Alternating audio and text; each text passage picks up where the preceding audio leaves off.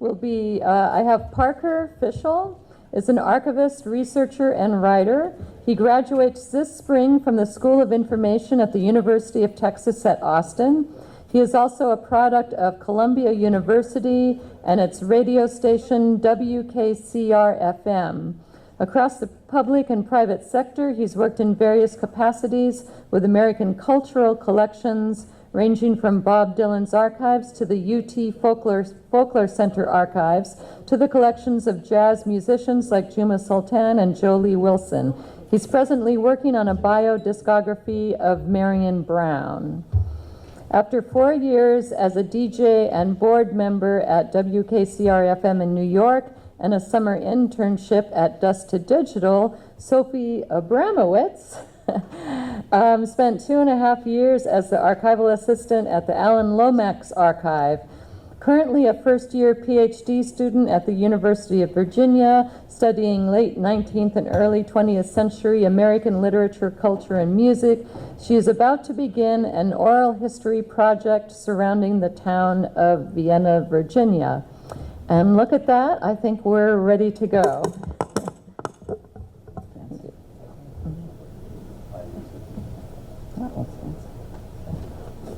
Great. So we already got introduced, but Sophie and I are very pleased to be here presenting for a distinguished cast of characters about some work we've been doing for the past 5 years. And actually, it's perfect timing because this is the 45th anniversary year of the 1969 Ann Arbor Blues Festival.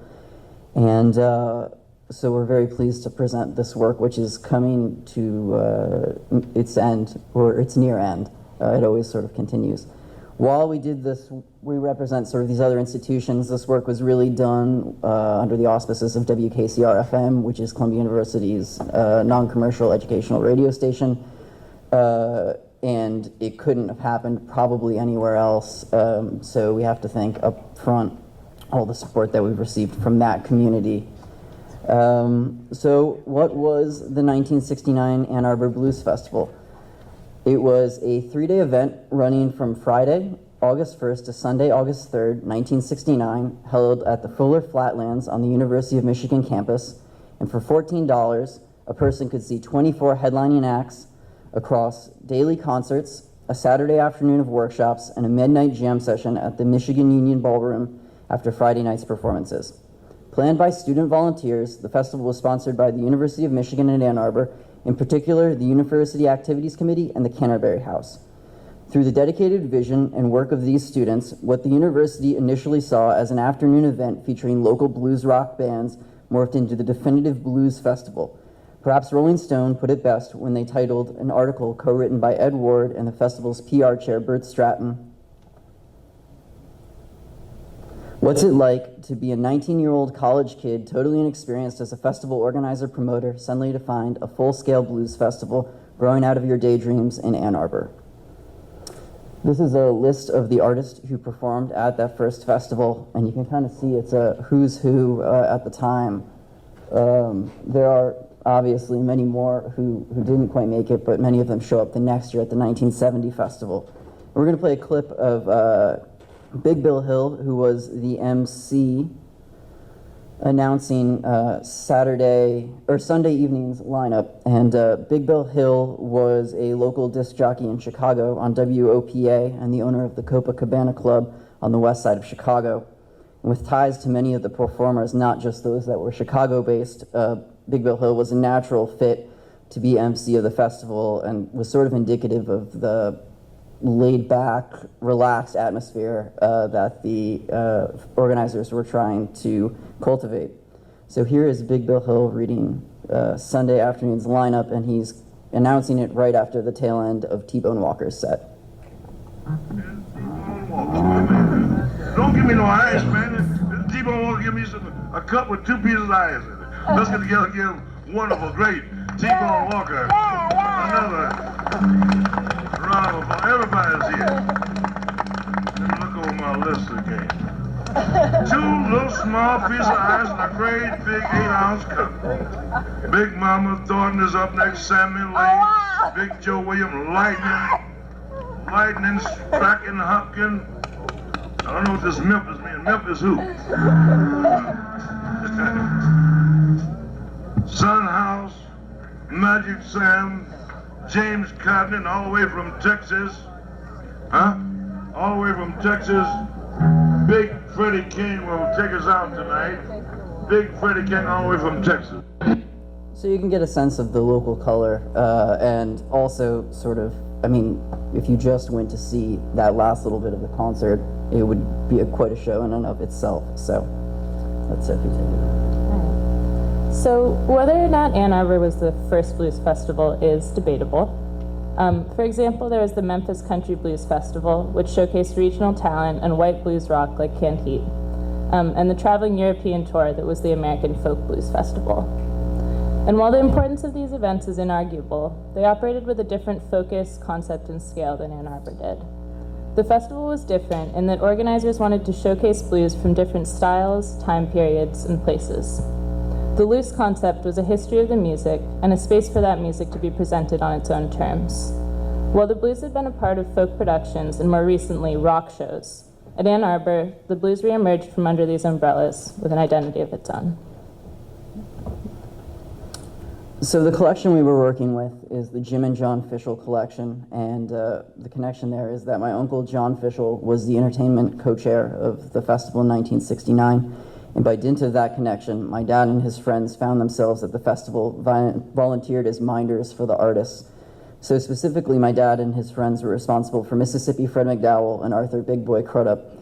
Between their duties of seeing that the artists were fed, arrived to the festival site, and were provided with adequate libations, they also managed to record about half the festival, which is about 16 and a half hours, as well as about an hour and a half of Fred McDowell performing for a small audience in his hotel room, which was just a room at the Michigan League student building, like the little union, and where he was sharing a room with Big Boy Crudup for a small audience that included his festival roommate, Crudup, my father, Bonnie Raitt, and Dick Waterman. So this collection, the Jim and John Fishel, represents the audio, photos, contracts with the artists, press clippings, and posters, but the sort of scope of our endeavor was all, not just to preserve these materials, but also to establish intellectual control over all the other existing materials. So if there are other audio collections, press clippings, where things pop up, just to kind of figure out what would constitute the whole body of materials that would make up sort of an abstract 1969 Ann Arbor Blues Festival archive. So our project began in 2009 at the WKCR studios in New York City, and it involved a rotating team of 4 to 5 students at any given period, with Parker and I more or less always included. And we began by dubbing 6 of the tape generations, which is about 16 and a half hours of footage per generation, or roughly 100 hours of footage uncatalogued, raw, to begin with. I'm sorry, of material. And the next leg of the project, content identification, took about 2 years of listening comparisons and some pretty extensive research. Through this, we were able to identify the performers and song titles for nearly all of the recordings that we have. Because each tape generation contained varying lengths of material, our next step was to do content and sound comparisons between all of our series. And from this, we identified the source that we believe, because of its completeness and because of the sound quality, is closest to the first tape generation. And here is a chart of what we've come up with, beginning with the Scotch series and ending with Columbia. So once we'd sort of done all the background to decide upon the best source master, we went through a basic digitization process, and for those of you who have done that, the creation of preservation masters was pretty straightforward. We then went ahead and did an all-analog restoration of the tapes with no compression, and we used a GML parametric EQ and a TubeTech parametric EQ to kind of bring a little bit of warmth to the recordings. Due to the amount of material we were working with and sort of the parameters of the project, we developed artist-specific EQ patterns to use across each artist set. The only material from this collection that has ever really seen the light of day is a Magic Sam record called Live that you may own. It originally came out as a double LP set, and now I think it's a 2 CD set. And I can say this because my dad and my uncle, I think, did the mastering for that recording, but I think that we managed to one-up it, and that our restoration is much more accurate to the sounds as they would have been heard originally at the festival. Note also that it was the famous Hanley Sound who would go on to do the Woodstock Festival, who at that point were already distinguished as sort of doing large festival sound, large rock sound, and would go on to do Woodstock 2 weeks after the Ann Arbor Festival that did the mixing for the Blues Festival. So in the clip we'll play, you'll hear the audio from the Delmark LP release, and then you'll hear immediately after the same clip from our restoration.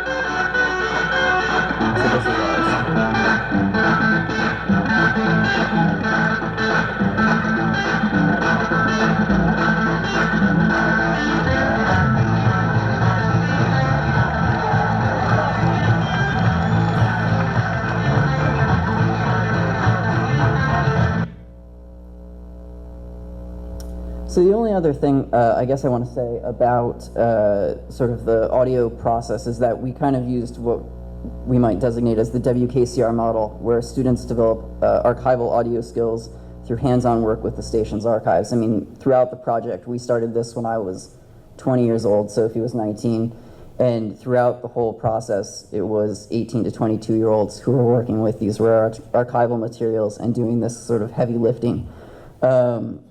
To kind of achieve that, Ben Young, who is the director of broadcasting and operations there and who has a background in things of this nature, taught workshops on open reel magnetic tape, audio comparison, mastering, which ensured that we had a certain degree of proficiency before we started handling the actual archival material, and that this sort of approximates, in a way, the old system of apprenticeship. And so not only were we training sort of a new generation of people, not just Ben, but then once we had a proficiency, passing that knowledge along to younger students, but we were building confidence and enthusiasm in these young people to go out and try and find their own Ann Arbor project to claim as their own. And it's also a model for a safe and productive model for dealing with all this audio that we have to deal with. So after we finished that preservation process that Parker just talked about, the festival was still completely out of order. So the next thing we had to do was to reconstruct the festival. We wanted to identify all of the sidemen and make sure that we gave all the credit where credit was due. And we've been at it for a few years now and have gleaned most of our information from articles, festival reviews, and news blurbs. Barry Lee Pearson's books that include interviews done at the festival, Stanley Livingston's blues monograph, Blues in Black and White, and various archival collections, festival programs, and attendee notes. We've also found online platforms and social media to be particularly useful in this sort of research. So blues forums have filled in a couple blanks for us, and we've been able to identify a number of attendees and interviewees through postings on Facebook. We've also spent the past year or so working on an oral history project surrounding the festival. We've done 34 interviews so far, mostly by telephone, but in person when we can manage it. And they run for an hour and a half on average, but can go anywhere between 45 minutes and 3 hours each. And these are some of the more notable interviews that we've done so far, and this is an ongoing project. So to quickly recap sort of the outputs, we have preserved and restored the audio, and also because we weren't working with the first generation, that's sort of lost to time. We were working with the best sound source. The material was all out of order, and so we had to kind of use both audio forensics and all this research to reconstruct the running order of the festival, and not only the running order of the festival, but the running order of the sets in some case, because they're disjointed and show up in different points. So we've nearly completed that. We've also nearly identified all the personnel, which has been pretty daunting. Some of these bands have, all these horn players that just kind of showed up for a gig, so that's been a process as well. We have these oral history interviews that will contribute to the sort of collection We've digitized all the photos, manuscripts, etc. from the Jim and John Fishel collection. We've compiled digital materials, so articles, reviews, advertisements, that can kind of also go along and supplement that material. And we've also created a bibliography about those materials, as well as sort of spreadsheets and other sorts of documentation that can gain or establish intellectual control of other existing collections, so that if someone were to do something with this body materials, they would know where to look. So now we want to talk a little bit about so what actually happened at the festival, what we've learned, and so we figured we'd use some vignettes to illustrate that. This is a great photo. Hopefully you can kind of see it. This is B.B. King, Mississippi Fred McDowell, Big Mama Thornton, Junior Wells, and Roosevelt Sykes. It's taken backstage on Friday night at the festival, and you can kind of weave a lot of narrative through a photo like this. So everyone was really enamored with B.B. King, who was just kind of bursting through, had started to play things like the Fillmore West and was crossing over to this white popular audience. And if you notice, B.B. has a cassette recorder or player on his lap. And he was apparently so thrilled with his latest single that he wanted to share it with everyone. He was really excited and playing it for everyone backstage. And now I don't know exactly what single that was, because in that year he released 2 breakouts. It probably, The Thrill Is Gone was released in December of that year. And so it probably, in August, he hadn't probably recorded that yet. I'm guessing it was Why I Sing the Blues, which he had released earlier that summer and which had already crept into the repertoires of many of the artists playing that festival, including Luther Allison, and which was also a new sound for B.B. King. B.B. was also quite taken with Fred McDowell, and if Fred's stage banter the next day is to be believed, he personally requested that Fred play his version of John Henry, because he found that to be quite enchanting.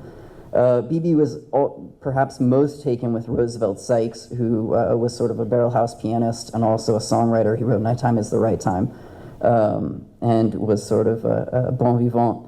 And the two of them actually ended up teaming up later that night in what was the only sort of jam session of the festival at the Michigan Union Ballroom, where they kind of, I think they did a duet with both of them with guitar and piano, which was probably quite something. During his headlining set that night, B.B. brought his old friend Big Mama Thornton onto stage and wrapped his arm around her and told everybody to stick around for Sunday's performance, when she would team up with B.B.'s formative influence, Aaron T-Bone Walker, for a set that included a backing band called the Hound Doggers, after her big hit Hound Dog. And then also Junior Wells played a Friday night set just before B.B. King with a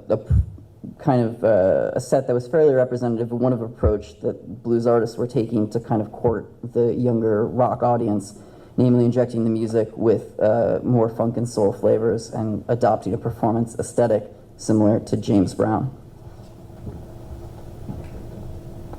So the next thing we want to talk about is Barry Lee Pearson's master's and doctoral research, which he began at the '69 Ann Arbor Blues Festival. He did that research with kind of a notable method. Instead of recording the sets, he went backstage and recorded the artist conversations. So, because of this research, published in Sounds So Good to Me, The Bluesman's Story, we're able to kind of sonify the photographs that we have of the festival. Okay, so Parker's going to point to who we're looking at. We see Mississippi Fred McDowell at the center. Where are you going? Big Joe Williams over there, and then there's Muddy Waters and Howlin' Wolf just behind him. And what's happening is Howlin' Wolf is just meeting Paul Osher for the first time, and Muddy Waters is chewing Howlin' Wolf out for playing his songs during his set. And while we can't verify that that's the exact conversation that's happening at this exact moment, it is kind of nice to be able to understand the atmosphere of the festival through 2 different kinds of medium. And so those are both sort of the artists having fun backstage. And now we also want to actually talk a little bit about the music. And so the sort of 3 sets that a lot of people remember, there was the breakout set of Magic Sam, who's on my far right, your far left, who showed up at the festival late and without a drummer, and apparently, said to Sam Lay, "Hey, you want to hit it?" And they went on stage and blew everybody away. And Sam died in December of that year, so this was sort of, it was just poised to break. It was rumored that he was going to sign with Stax, so this was a breakout set for him, and could have set him up on a much more national scale, really. People also remember the grand entrance of Howlin' Wolf and his banter about the moon landing, which had happened not in the not too distant past, along with the fact that he ran over on his time just to piss Muddy Waters off, who was headlining that night. But it was really Son House here on the right here who generated the high drama of the festival. On Sunday evening, House was scheduled to perform before headliner James Cotton, who was going to close out the whole festival. But when the time came for House to go on stage, no one could find him. He was apparently off visiting kin in Detroit. So despite worries that, when they finally did find House, despite the worries that he couldn't compete with the energy of James Cotton, the organizers acquiesced to the arguments of House's manager, Dick Waterman, and so Son House came to close the 1969 Ann Arbor Blues Festival.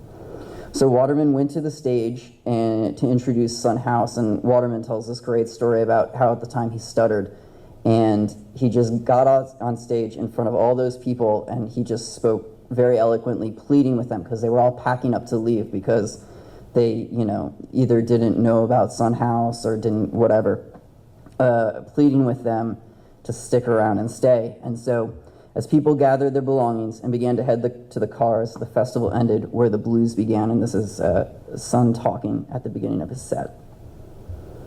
We used to wouldn't know what the blues was until we wouldn't like to sing them, though, until late over in the evening years ago, when I was a youngster and plying old mule. And then when the sun get slowly sinking down, and then it's never quitting time. And then, man, you get the blues in, because he know he going to see that old hen that night someplace. He gonna be half tired. Now he got the blues, man. And he can home, and the owls be hollering. You got the blues. And you could sing them too. They didn't sing rock and roll too much. So if Dick Waterman didn't have you and Son House didn't have you with his intro, once the music started, more than one interviewee talked about how they stopped in their tracks, turned around, and went and sat down. And this is the beginning of that set.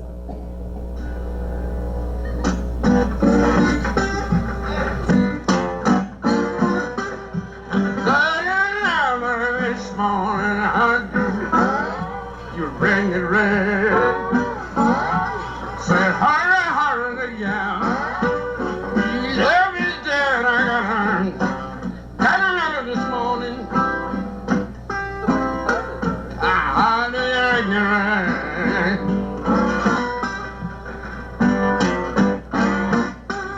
Is it hurry, hurry? I'm gonna catch you love is dead.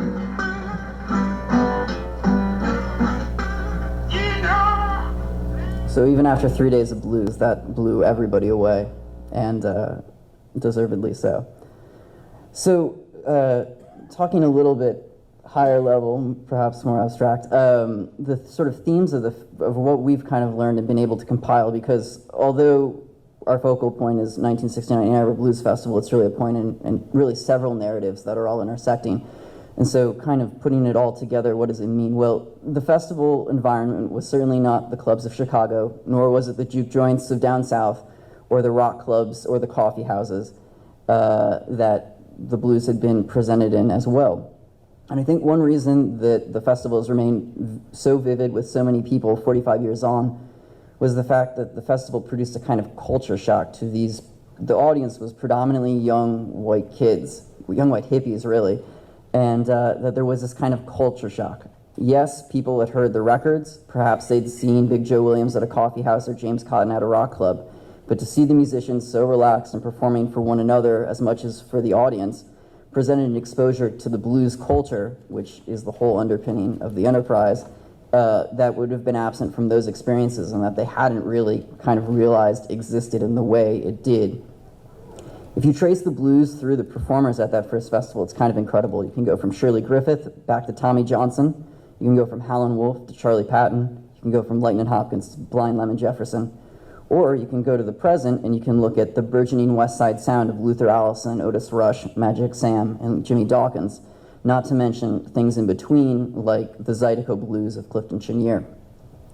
So for musicians that may have heard of each other but had never played together or actually interacted with one another, at the festival this produced what Dick Waterman poetically put as a cultural reawakening and formation. And to these largely young white attendees, the 1969 Ann Arbor Blues Festival represented a definitive crash course on the blues and the idiosyncrasies of the performers and the performances, the interactions backstage, and the spirit of respect that permeated the whole affair all contributed to define a new generation's approach to the blues, one that transcended folk or rock, and acknowledged the blues once again as its own art and tradition. So we've gathered together some of what we find to be the more poignant comments from our oral history interviews for you to drive home its significance to the festival's attendees and its organizers. And I want to look particularly at Amy Van Single's quote. Amy Van Single was the co-founder of Living Blues magazine and an attendee at the '69 festival. She says, "It had to be told. The musicians had their say, and I think Ann Arbor was a key point. It really was, and it spread out from there." In the fall of 1969, just after Ann Arbor, the Chicago Blues Festival had its first run, and early the following year, the Wisconsin Delta Blues Festival followed with a second iteration of the Ann Arbor Blues Festival in 1970. And as many of you probably know, there were many, many blues festivals to follow.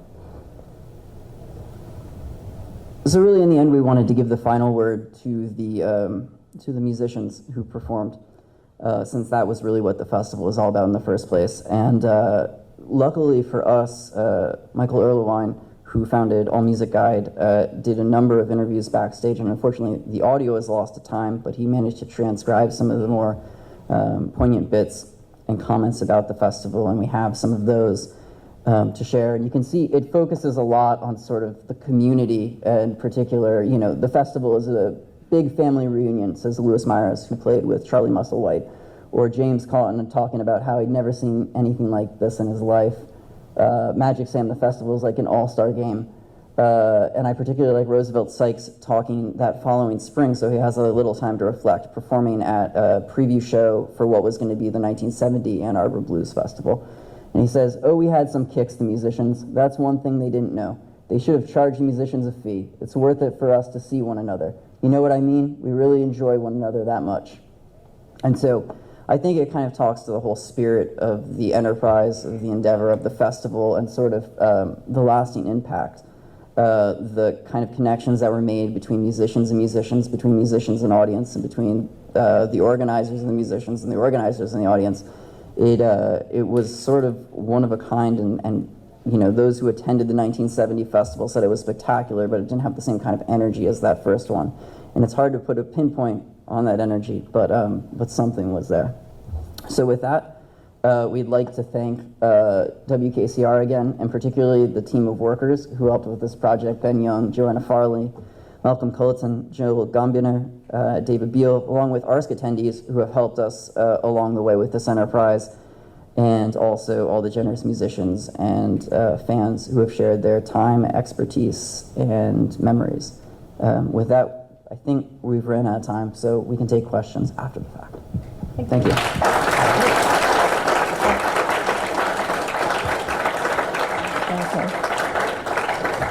First, let me test the microphone. Yes, it's on. Okay, first of all, remember you can't sleep in tomorrow. Session started at 8:45.